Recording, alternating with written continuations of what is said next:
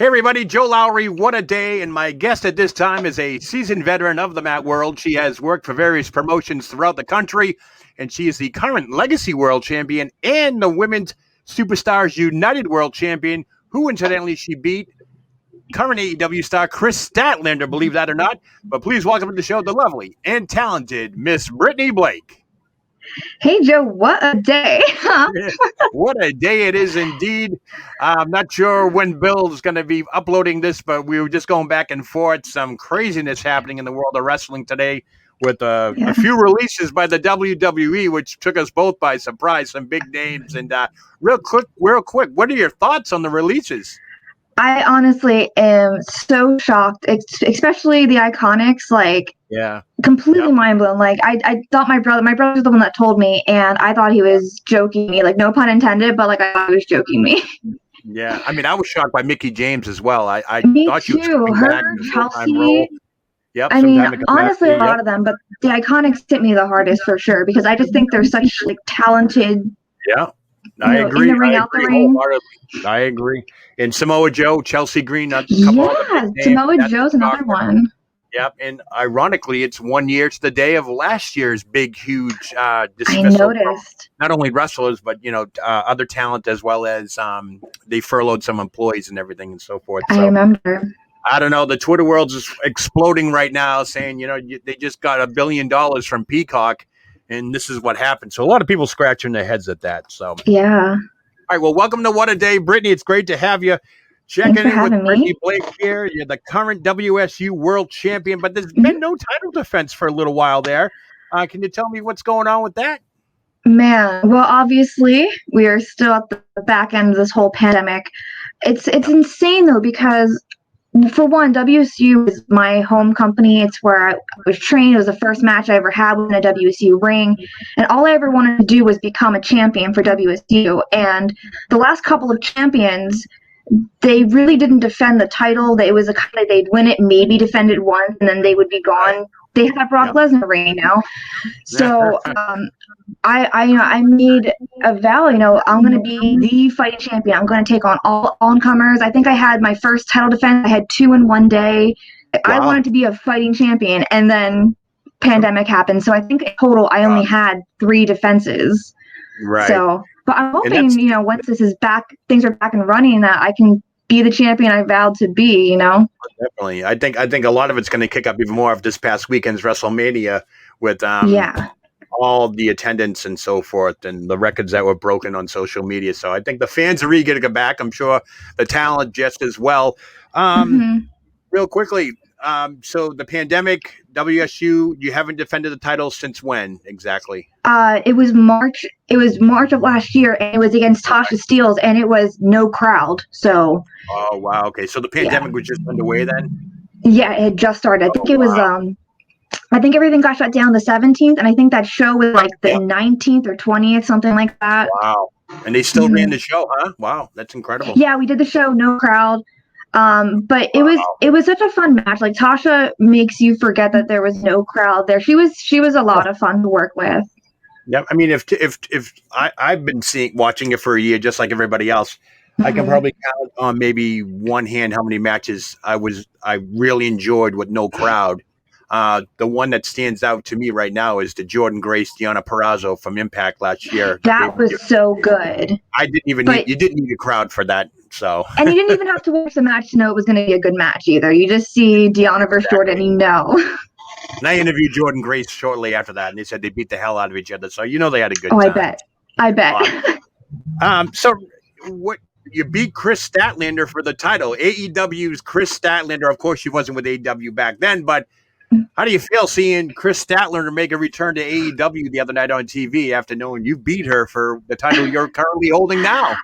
I almost forget that I beat her for the title. I'm just so excited to see her back. I was so excited. I love Penelope Ford. Me and her came up like the same exact time, same school, same trainer. Right. So I'm always excited for all girls, but Penelope especially. And when I saw her come back and launch, did you see her launch the crane machine? I saw the whole thing. It was awesome. Oh my God.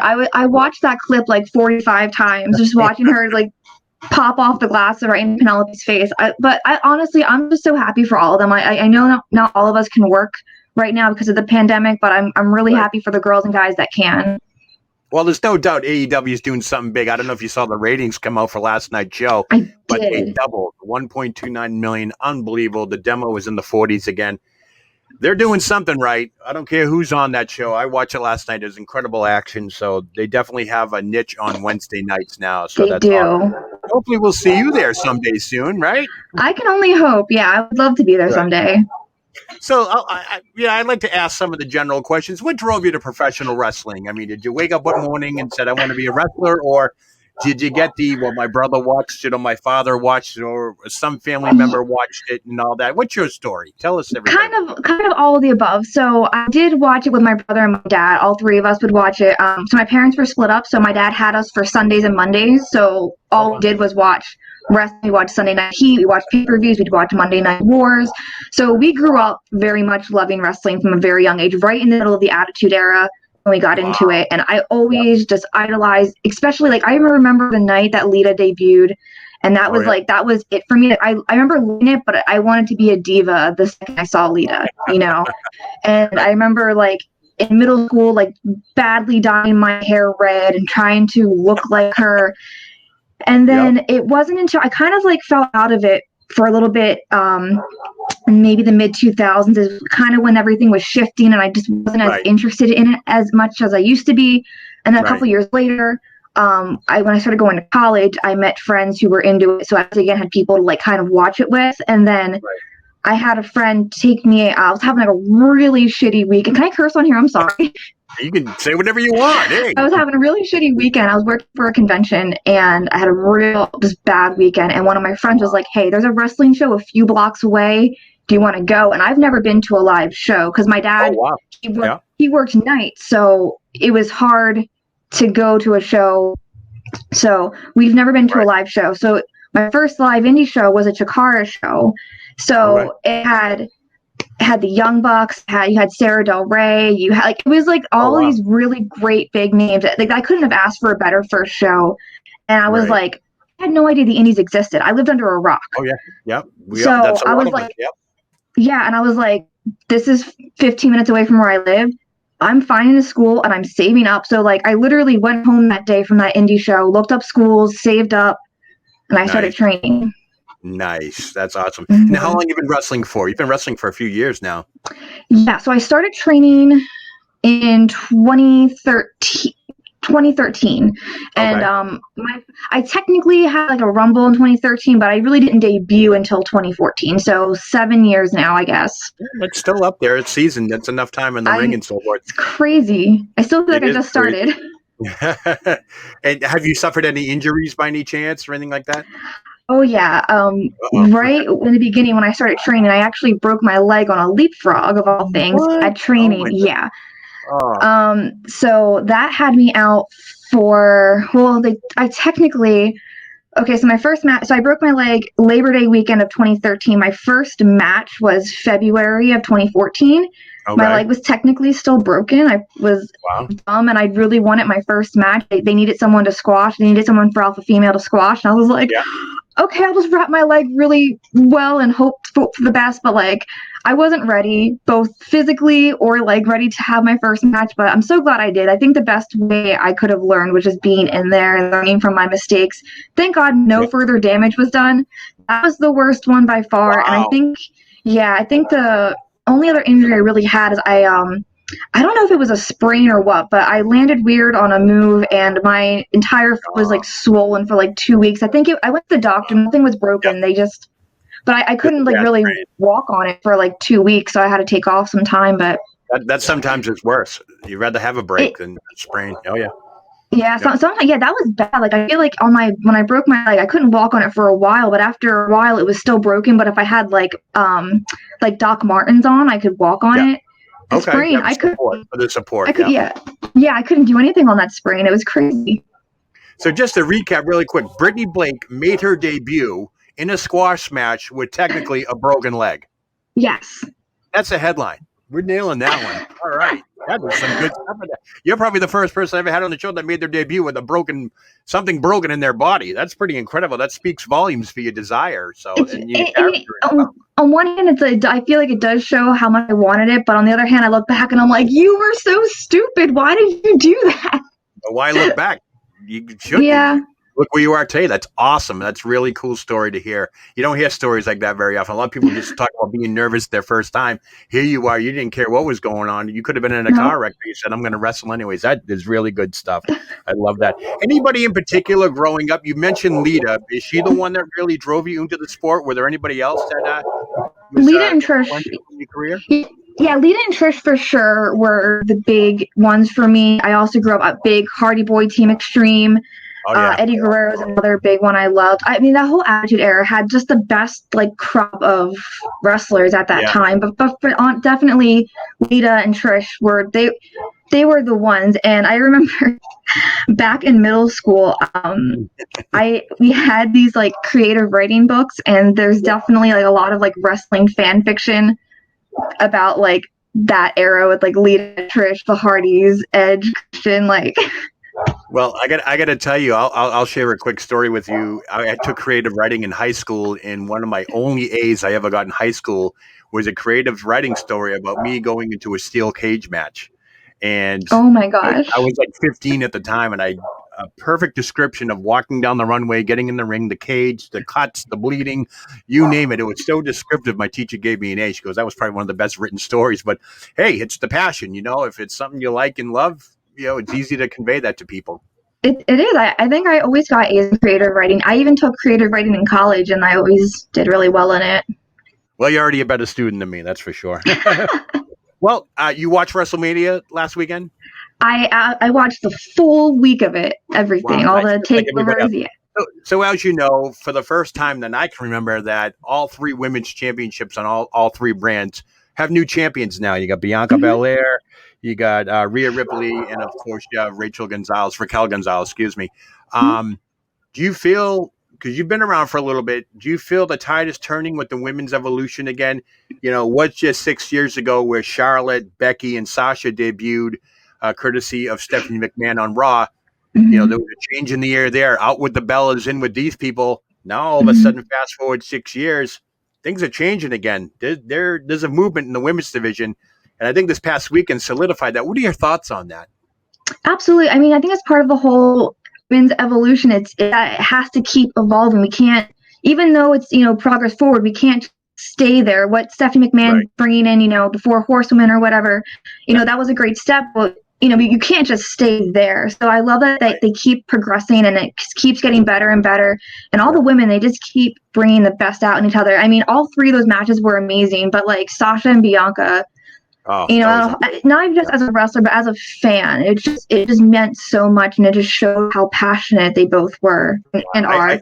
I totally marked out on the Sasha Bianca match because I kind of knew it was going to be a weird match because Sasha obviously is a little smaller than Bianca, and Bianca's obviously bigger and stronger. But the way they told that story and Bianca carrying her in the ring over her head, that was my WrestleMania moment this year. No doubt. Great. That and the braid whip.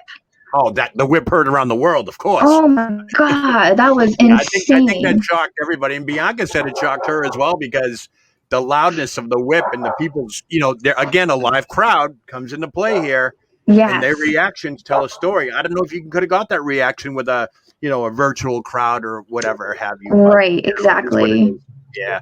So what's next for Brittany Blake? What do you have on tap? You got stuff coming out now that the pandemic's turning the corner a little bit. I'm not going to say a lot, but shows are opening back up. So what's going on with Brittany Blake? Yeah, I mean, I know I've been very cautious with this whole pandemic. I have a lot of family that is high risk, so I'm just being very cautious. I did the one show back in the fall for Shimmer, and they've been very cautious as well. I got my first shot, so I feel like once I'm fully vaccinated, I will feel a lot better about taking bookings. But I did start taking bookings going from May forward. I know mid to end May, I have Pro Wrestling After Dark. I think it's called the Trifecta. It's like a full day, full weekend up in New Jersey. I have one out in Tennessee. I think I have another one. I have a couple like smaller ones coming up, but like the places I've never worked for before. But like I'm just happy to get back in a ring. Honestly, like I'm so ready. I've been training been going to training and everything. We've been watching wrestling. We just moved into an apartment over the summer, and our apartment has so much like living room space that my fiance, he's also a wrestler, so we're just like always like trying like new stuff out in the living room. We have so much room for activities now. Yeah, you don't have to say you're wrestling on this show. You can just say you're doing whatever, but that's quite all right. That's I used to do that to my kids. The wrestling moves on my kids. I used to do that all the time. Oh, that's what me and my brother were always like that. We were always like putting each other into submissions. He was always putting me in like the cross face. That was like his big one. My finisher, the Bad Omen, it's like a modified Tequila Sunrise. He was the first person I ever put in that because I was like, hey, I need to practice this new move. So like, if you could just lay there and let me know if this hurts. Yeah. That's how you learn, right? That's how it starts. Starts out with a pillow, then it transcends to a stuffed animal, and then you go on to a real human being. I got it. Yeah. Anything with WSU in the near future? Do you know when they're going to be back up and running that you know of, or anything like that? No, I haven't heard anything. I don't think any of the girls have. I know that there's probably a lot going on like internally. Right. That's one of those companies too that there's always something internally going on. There's always like new bookers and stuff coming in and out. So I mean, I don't know what's going on, but as soon as I do, I'm sure I'll post about it. But yeah, I haven't heard anything since yeah. Good deal. Good. So you're getting busy again. We're turning the corner on the pandemic. Shows are happening. You're going to be back in action before you know it. Yeah. Before we wrap up, you want to tell all our viewers here how they can reach you on social media in case they don't already know? Yeah, so I need to get back into doing social media more often. I don't like staying off of it so much during the pandemic, but Twitter I don't blame you. It's a lot of doom scrolling if I stay on there. But Twitter, it's at Brittany Blake _. Instagram is the Brittany Blake. Facebook, you can find me. I technically have a Twitch channel. I'm hoping to get back into it. It's just been I've just been staying off of everything. I had been planning a wedding, so like. Planning a wedding too. Wow, jeez. Yeah. So yeah, a lot going on, but I mean, mostly Facebook, Twitter, Instagram. Twitter and Instagram are like the main two that I update. So if you want to stay up to date with me, those are where you want to be. Awesome. Well, Brittany Blake, I want to thank you so much for stopping on by WhattaDay. Ladies and gentlemen, we've been talking to the WSU champion, Brittany Blake. Do you have any message for your fans before we leave? I just can't wait to see people live again. I just can't wait. If you guys see me and we're at a crowd, like we'll probably be at a point where we can high five safely, but like at the very least, just throw up one of these. I'll throw one back up. There you go. Awesome. I can't wait to see you get back in the ring as well. Try to get to one of those live shows as well. So I'll be on the lookout. Good. All right. Awesome. Thank you so much for coming by WhattaDay today. And you have a great day. Thank you so much for having me. I really appreciate it. Have a great day too. All right, everybody, that was the WSU champion, Brittany Blake. She's getting ready to get back in the ring and so forth. Can't believe she debuted with a broken leg back in 2014. That's a headline around the world right there. But once again, you can catch this interview on Bill Apter's OneWrestlingVideo.com YouTube channel. Subscribe to it today. After all, 60-something thousand people do as well. That's going to do it for me, folks. I'm Joe Lowry. What a day.